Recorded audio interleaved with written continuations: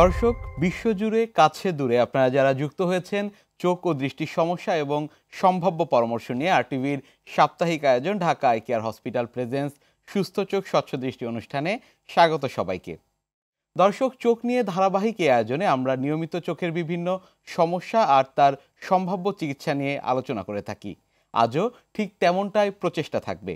আজকে আমরা ptosis or চোখের পাতা পড়ে যাওয়ার চিকিৎসা ও তার প্রতিকার নিয়ে আলোচনা করবার চেষ্টা করব একজন অভিজ্ঞ চিকিৎসকের সঙ্গে। বিষয়টি নিয়ে আলোচনার জন্য আজ আমাদের সঙ্গে আছেন ঢাকা আই কেয়ার হসপিটালের আই কনসালটেন্ট অভিজ্ঞ চক্ষুরোগ বিশেষজ্ঞ ডাক্তার উৎপল কুমার কুণ্ডু। আপনাকে স্বাগত জানাচ্ছি আমাদের আজকের এই আলোচনায়। স্বাগত আপনাকে এবং আমার দর্শকদেরকে। জি, আজ আমরা যে গুরুত্বপূর্ণ বিষয়টি নিয়ে আলোচনা করব সেটি হচ্ছে টোসিস। একেবারে অনুষ্ঠানের শুরুতে আপনার কাছে যে বিষয়টি জানবার রয়েছে সেটি হচ্ছে টোসিস বলতে আসলে কি বোঝায়? আচ্ছা, ptosis means drooping of upper eyelid of eye. Drooping means চোখের পাতাটা পড়ে যাওয়া।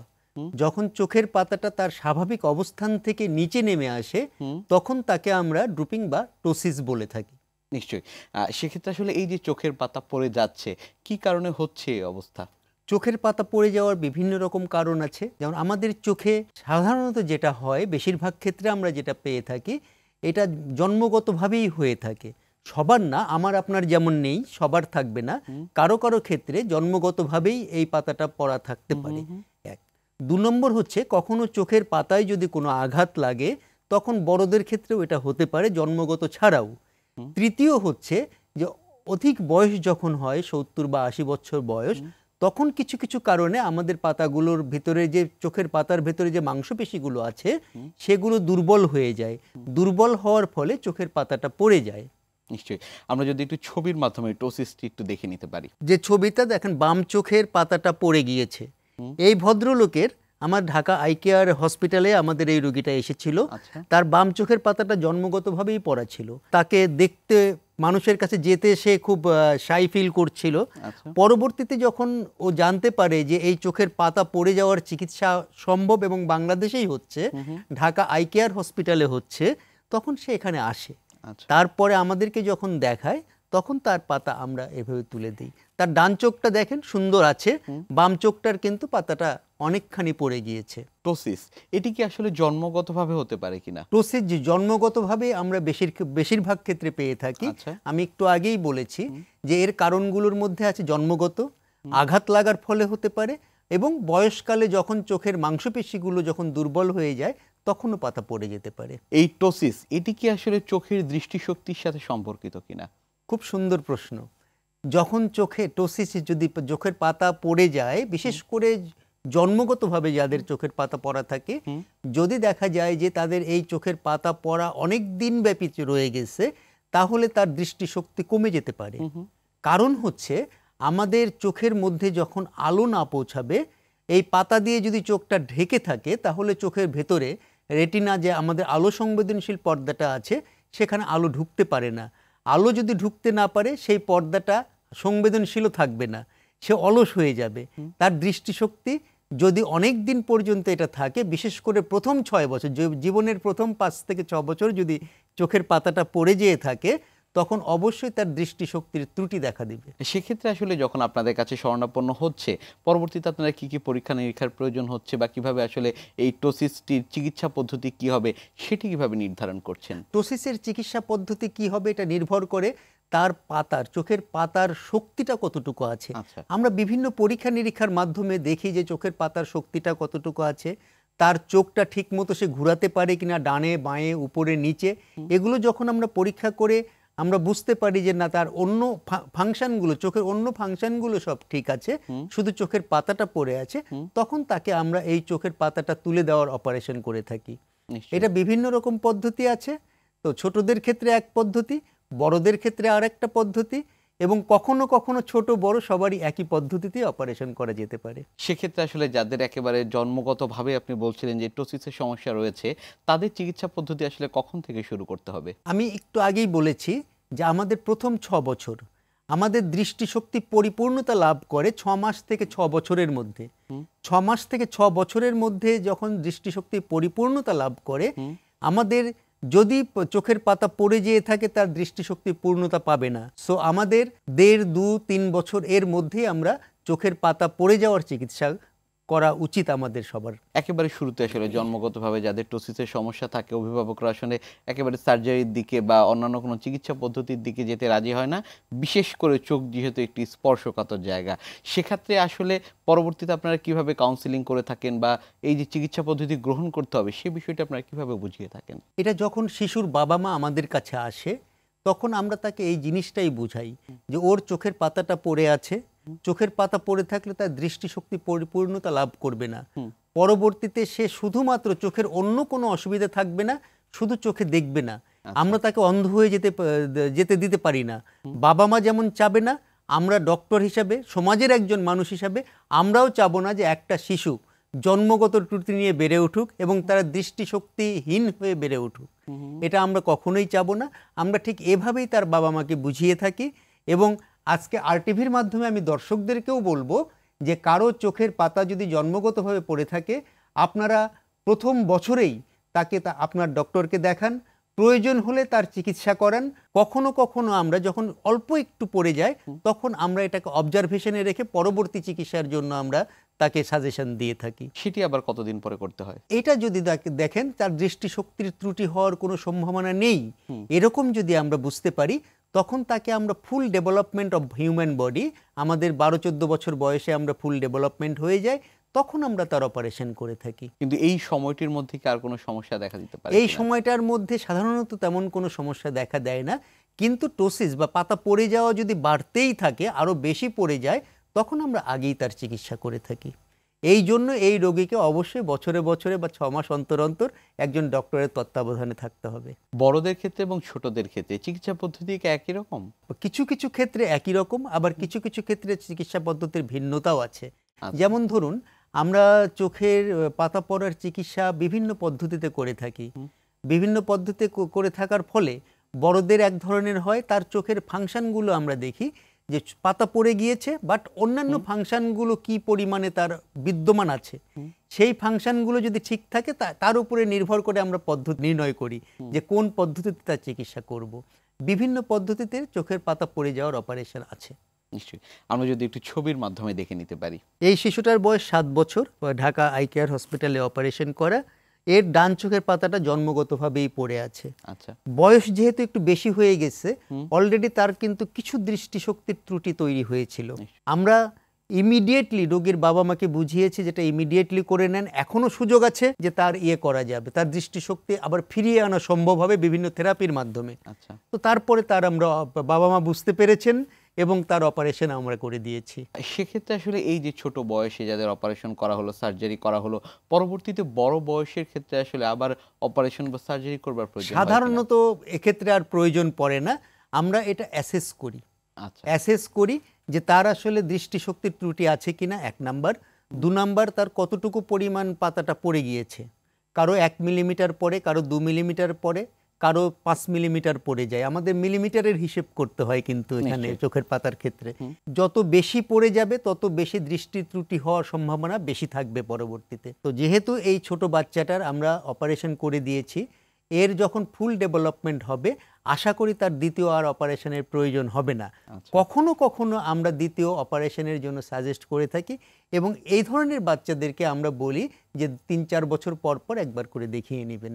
আমরা আসলে এই যে অপারেশনগুলোর কথা শুনছিলাম, পরবর্তীতে চিকিৎসা পদ্ধতির কথা শুনছিলাম, অনেক ক্ষেত্রে আসলে যারা দর্শকরা রয়েছেন তারা আসলে বুঝতেই পারেন না এটি যে কখন চিকিৎসকের কাছে আসলে যাবেন এই টোসিসের সমস্যা নিয়ে।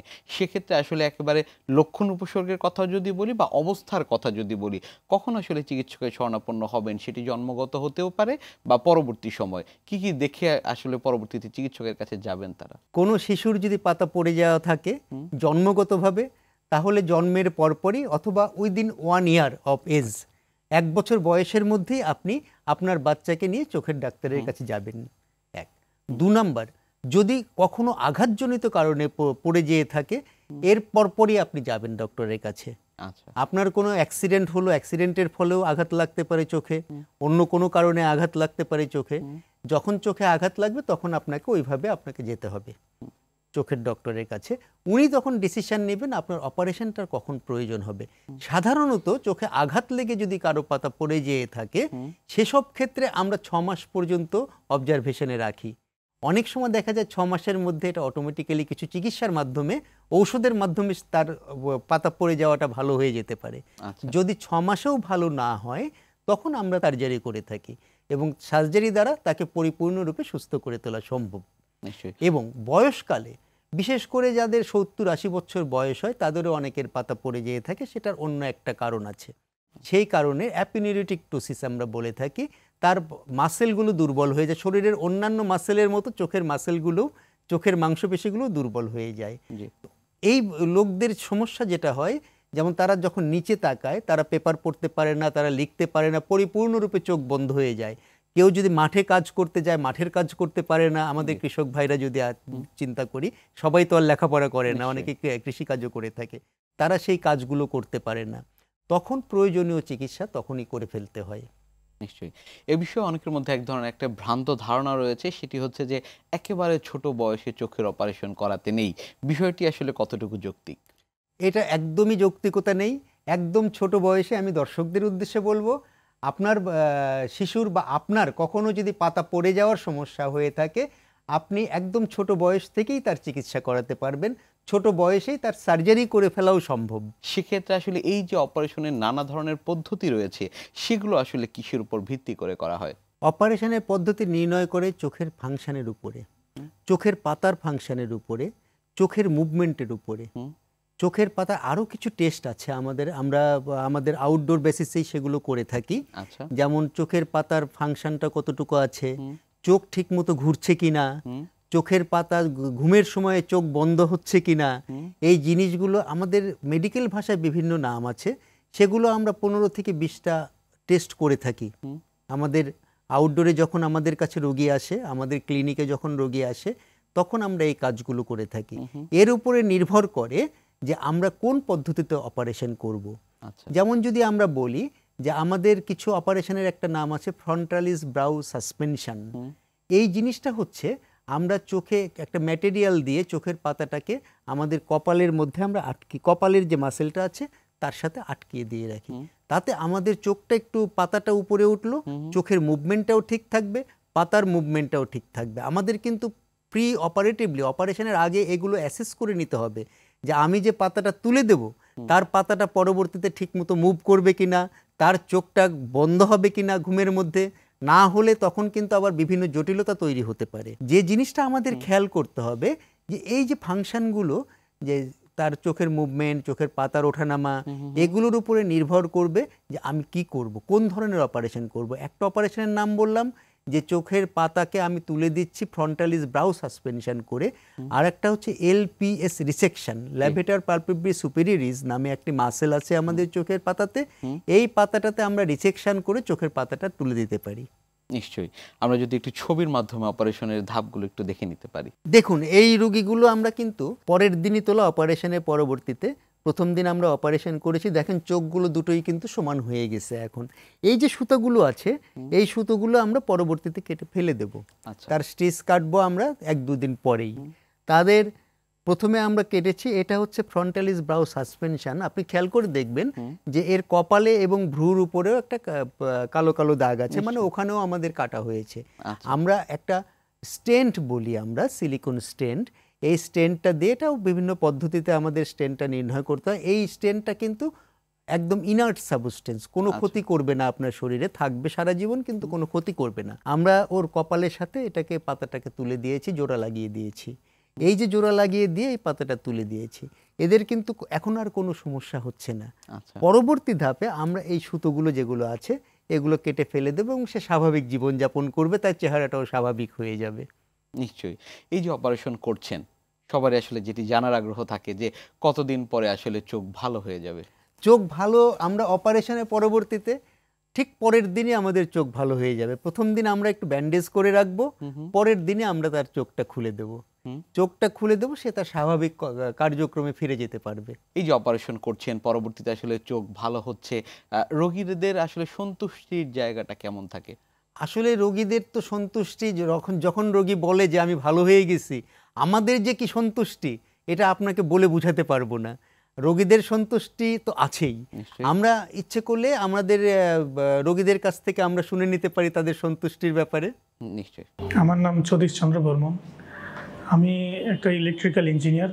জন্ম থেকেই আমার টসিস, তো আগে নাম জানতাম না, চোখের পাতা পড়ে যাইতো, সেক্ষেত্রে এভাবে চলতে আসছিলাম। কিছুদিন চলতে হঠাৎ করে বলতেছে যে এই পাতা যে পড়ে আছে এটা কোনো রিমুভ করা যাবে কিনা, এরকম আর কি মাথায় আসে। কিছু মানুষের সামনে যেহেতু একটা কমফোর্টেবল মনে হইতো না আমার এই টসিস অবস্থায়। পরে অনেক খোঁজাখুঁজির পরে RTVর একটা প্রোগ্রাম দেখি আমি, যে ওখানে ডক্টর উৎপল কুমার কুন্ডি স্যার টসিস নিয়ে কিছু আলোচনা করেন। আর পরে আমি ওখান থেকে দেখে সেই গত 16 তারিখে আসে, ওনার সঙ্গে একটা ওই পরামর্শ করে ওদিনকে আমার এই টসিস এটা অপারেশন করা হয়। অপারেশন করে এর পরে আজকে প্রায় 7 দিন পরে ওনার সঙ্গে আবার মিট করে উনি আমাকে আজকে দেখলো যে চোখের অবস্থা খুব ভালো। আর এখন আগে আমার চোখের পাতা পড়ে যাইতো অর্ধেকটার মতো, এখন প্রায় স্বাভাবিক। এখনো আমি আছি, রিকভার ফুললি হয়নি, এখনো আছে, প্রসেসে আছে এখনো। এই যে আমার এগুলা এখনো কাটার বাকি আছে। আর অপারেশনের কথা যদি বলি, এখানে সবাই অনেক সহানুভূতি দেখায় আর সবাই অনেক আন্তরিক। চোখের পাতা পড়ার কারণে আমি মানুষের সাথে তেমন মিশতাম না, একা একা থাকতাম, মানুষের থেকে আড়ালে থাকতাম। তারপর আমি ডাক্তারের দেখানোর পর এখন পুরোপুরি সুস্থ। আমি চোখের টসিস থাকা অবস্থায় উপর দিকে দেখতে একটু কষ্ট হতো, এখন আর সেই কষ্ট হয় না, এখন পুরোপুরি স্বাভাবিক মানুষের মতোই দেখতে পারি। এই যে দেখুন আমার দুটো রোগী, এই রোগী দুটা যে স্যাটিসফ্যাকশন, এতে তাদের তো স্যাটিসফ্যাকশন আছেই, আমাদের যে কি ভালো লাগে একজন ডক্টর হিসেবে যে তার একটু উপকার করতে পেরেছি আমি, এটা আমাদের স্যাটিসফ্যাকশনটা অনেক গুণে বেশি। যখন রোগী বলে আমি ভালো হয়েছি, আমাদের স্যাটিসফ্যাকশনটা অনেক গুণে বেশি, আমাদের মনটা অনেক বড় হয়ে যায়। ঢাকা আই কেয়ার হসপিটালে এই যে রোগীদের যে আস্থার জায়গাটি, টসিসের চিকিৎসা কেমন হবে সেখানে? আসলে টসিসের চিকিৎসা আমরা প্রতিনিয়তই করছি, টসিসের চিকিৎসা, পাতা পড়ে যাওয়ার চিকিৎসা। দেখুন এই যে আমরা যে দুটো রোগী দেখলাম, একজনের বাড়ি ঠাকুরগা, একজনের বাড়ি ভোলা। তো আমাদের যদি আস্থার জায়গাটাই না থাকে, তাহলে কোথায় ঠাকুরগা একদম উত্তরবঙ্গে, আর আরেকজন হচ্ছে ভোলা দক্ষিণবঙ্গে, দ্বীপ জেলা ভোলা আমাদের। সেখান থেকে রুগী এসে আমাদের কাছে চিকিৎসা করিয়ে ঢাকা আই কেয়ার হসপিটালে চিকিৎসা করিয়েছেন। তো আমরা আস্থার সঙ্গে এই চিকিৎসা সর্বদাই করে থাকি। ফলো আপটি আপনারা কিভাবে নিশ্চিত করেন? ফলো আপ নিশ্চিত করি এই রোগীটার খুব বেশি যে ফলো আপের আমাদের প্রয়োজন পড়ে তা নয়, কিন্তু যেমন প্রথম একটা ফলো আপ দেবো আমরা পরের দিনই, যখন ব্যান্ডেজ খুলে দেব, ওনাকে ওনার কাজে পাঠিয়ে দেব। 7 দিন পরে একটা ফলো আপ দেবো, তার 1 মাস পরে একটা ফলো আপ দেবো। যখন দেখবো ওনারা সুস্থ হয়ে গেছেন, সঠিক কাজ করতে পারছেন, চোখের ফাংশনগুলো সঠিক আছে, তখন আমি বলবো যে আমার কাছে আসার আর কোনো প্রয়োজন নেই, আপনি আপনার নির্বিঘ্নে আপনি আপনার রেগুলার কাজকর্মগুলো চালিয়ে যান। আমরা অনুষ্ঠানের একেবারে শেষ দিকে রয়েছি। টসিস রোগী যারা রয়েছেন তাদের জন্য আপনার কোনো পরামর্শ রয়েছে কিনা? টসিস রোগীদের জন্য আমার পরামর্শ হচ্ছে, আপনারা চোখের ডক্টরের কাছে আসুন, অকুলোপ্লাস্টিক সার্জনদের কাছে আসুন। আপনার চোখের পাতা পড়ে যাওয়া বা টসিস রোগের জন্য যে চিকিৎসাগুলো আছে সেগুলো আমাদের দেশে, আমাদের ঢাকা আই কেয়ার হসপিটালে প্রতিনিয়তই হচ্ছে এবং আমরা করে যাচ্ছি, সাফল্যজনকভাবেই আমরা করে যাচ্ছি। আপনাদের কোনোভাবেই মানসিক এবং সামাজিক অবসাদগ্রস্ত হওয়ার কোনো সুযোগ নেই। আমরা চেষ্টা করে যাব আপনাদের চিকিৎসা দিতে, আমরা করব চিকিৎসা আপনারা আমাদের কাছে আসুন। অনেক ধন্যবাদ আপনাকে আমাদের আজকের এই অনুষ্ঠানে আসবার জন্য। ধন্যবাদ আপনাকে এবং ধন্যবাদ RTVর দর্শকদেরকে। দর্শক, একজন অভিজ্ঞ চিকিৎসক যখন উপসর্গ বা লক্ষণ দেখে চোখের সমস্যা নিশ্চিত করেন, তখন অবশ্যই সেই অনুযায়ী আক্রান্ত ব্যক্তিকে সঠিক চিকিৎসাটি নিতে হবে। চোখসহ শরীরের যে কোনো অংশের চিকিৎসা নিয়ে অবহেলা করা যাবে না কোনোভাবেই। অসময়ে অকালে দৃষ্টি হারানো থেকে রক্ষা পেতে সঠিক সময়ে প্রয়োজনীয় চিকিৎসাটি গ্রহণ করতে হবে। এজন্য আমাদের অবশ্যই যেতে হবে একজন বিজ্ঞ চিকিৎসকের কাছে। সবার জন্য সুস্থ চোখ, স্বচ্ছ দৃষ্টি এবং স্বস্তিময় জীবনের প্রত্যাশায় সবাইকে আগামী সপ্তাহের অনুষ্ঠান দেখবার আমন্ত্রণ জানিয়ে আজকের মতো বিদায় নিচ্ছি। সবার জন্য শুভকামনা।